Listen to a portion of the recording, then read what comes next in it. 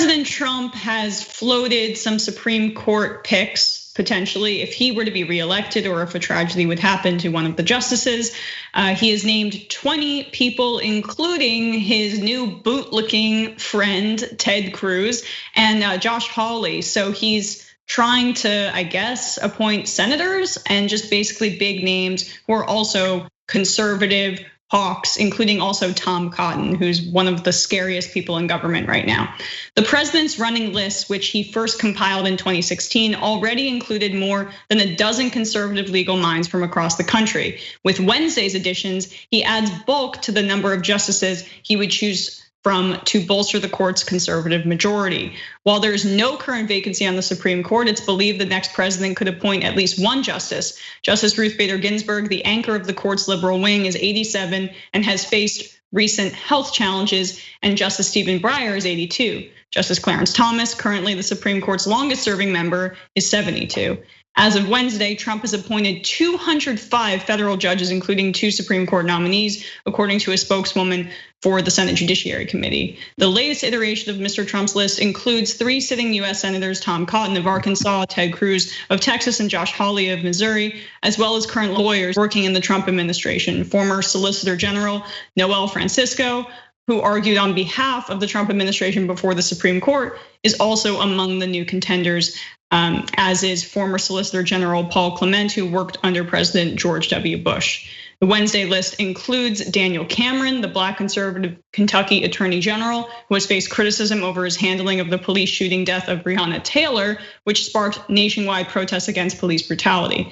In a tweet following Trump's announcement, Hawley, one of a handful of sitting US senators, and the president said he would choose from if the time came, declined the president's endorsement to the court.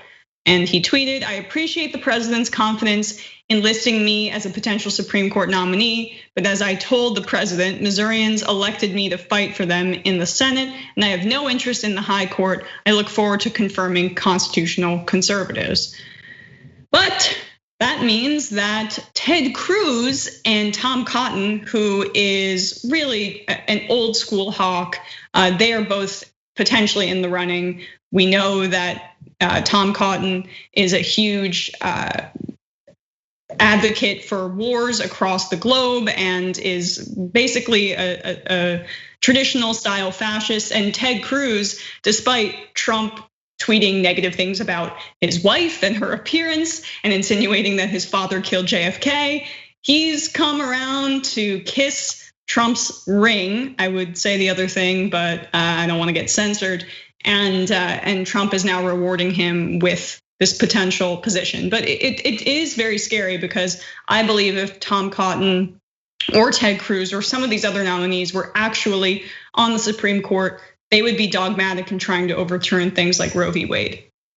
Well, this is a double agenda politically. I mean, just sort of getting some analysis in here. When Donald Trump, you have to look at how this is self-serving to him. And how is this self-serving? Should he lose and he wants to run again? Should he want Donald Trump Jr. to run again? These are 3 names that have come up: Hawley, Cotton, and Cruz, as potential candidates for the presidency next time. So there's a little field clearing that he's probably thinking about in doing this for either Mike Pence, but most likely for Donald Trump Jr. should he want to run for president in 4 years if Donald Trump Sr. loses in November. And I would say that that's the kind of thing where you kind of roll your eyes and say, oh, there's no way he does that. But this is Donald Trump. This is exactly how his mind works. So there is some field clearing here. And those are 3 people that could be formidable candidates as conservatives next time. Ted Cruz did come around to Donald Trump because he knew how strong the Trump brand was in Texas at a time when he was having to run for re-election. It could have been actually what put him over against Beto O'Rourke in 2018. We'll never really know exactly, but certainly adhering to Trump at that time. Trumpism in Texas among Texas Republicans was a popular brand. It still remains a popular brand. If you're going to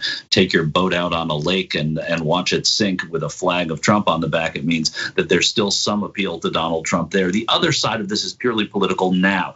Donald Trump is losing support among people who identify as evangelical Christians. I still think 7 to 8 out of 10 of them will vote for Donald Trump in the fall, but Joe Biden is looked at as someone who is faithful, who uses religion as a crutch to himself emotionally, but has also been something that's been traditional in his family forever as an Irish Catholic, and many Christians believe that Donald Trump uses religion in a very transactional way, that there's absolutely no faith there. It's just something that he can use to prop himself up. And as evangelicals who have gotten there, they got Neil Gorsuch, they got Brett Kavanaugh, they got an embassy move in Jerusalem. The federal bench is now laden with conservatives. They got what they wanted by holding their nose and voting for Donald Trump. The Republicans do that much better than the Democrats. If you look at what they do in order to get their agendas through, the evangelicals in the primaries will tell you there's not a chance I'm going to vote for this monster Donald Trump. And then when it's Trump versus Clinton, and they know that there are these judgeships available,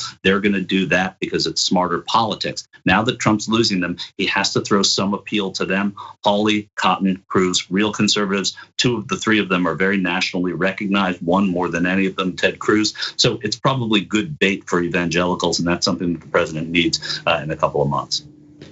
Don't you think, though, we could see the same dynamic where there's all of this conversation about how they couldn't be voting for Donald Trump a second time around, and then they go around and do it anyway? I mean, I have zero faith in the intellectual and moral consistency of the evangelical base in this country, to be honest with you. You know, I don't. Again, like I said, I think 8 out of 10 of them will vote for them. They're reliable, and they're good in terms of the fact that what they do politically. Look what they got. I just listed it, and I take them up against the very progressive wing of the Democratic Party, and I say when the very progressive wing of the Democratic Party will say they're not going to vote for Joe Biden or not going to vote for Hillary Clinton, and they don't. These people on the right say they're not going to vote for Donald Trump in the primaries. Then they come back and they do, and they get rewarded for it. So I do think that they're going to come out and vote. I think there may be less energy, and I think that it's not just evangelical voters, religious voters of all stripes, devoutly religious voters of all stripes. I think the president will lose some of them. I don't think he's going to have the same support he did last time. I think many Catholics are going to vote for Joe Biden who didn't vote for Hillary Clinton last time. So I think it's going to be a little bit different on that score. I don't think it's going to be overwhelming, but this is an every little bit matters election because there's so few people that are undecided in this country. Anything to shift that or to protect it is smart politics.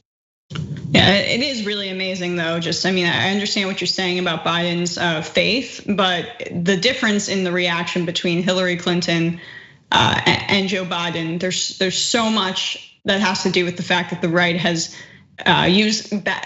beat the Hillary Clinton piñata for decades and decades, and she's been the subject of a propaganda effort. I think that was severely underestimated in 2016, and that's an advantage Biden has. He hasn't been targeted in that way. There's a built-in, and we'll take one more second on this. There's a built-in dislike that we all knew that Hillary Clinton had. It was, and we knew that it was on the Republican side. We sensed that it was on the Democratic side. The Sanders run proved that it did in 2016 exist, and a lot of those people, as we know, didn't come out and vote for Hillary Clinton. But this was built into so many voters. Joe Biden, by and large, whether you think he's fantastic or not, people like Joe Biden. He's been liked. He's been reelected 7 times in Delaware. He was a popular vice president. It's part of his doing and his undoing. He's friends with people across the aisle because he wants to be friends with them, because he wants to be liked. And I think Joe Biden learned a real lesson in the primaries. It was the first time when Kamala Harris turned to him and did what she did, said what she said about busing at that Miami debate last June, in June of 2019.